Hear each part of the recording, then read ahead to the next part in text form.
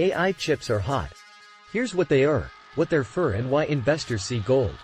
The hottest thing in technology is an unprepossessing sliver of silicon closely related to the chips that power video game graphics. The hottest thing in technology is an unprepossessing sliver of silicon closely related to the chips that power video game graphics.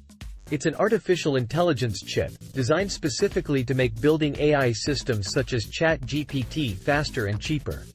Such chips have suddenly taken center stage in what some experts consider an AI revolution that could reshape the technology sector, and possibly the world along with it.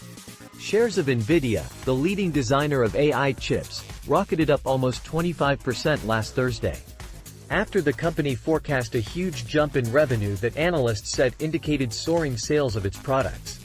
The company was briefly worth more than $1 trillion on Tuesday. Thanks for watching. See link in description.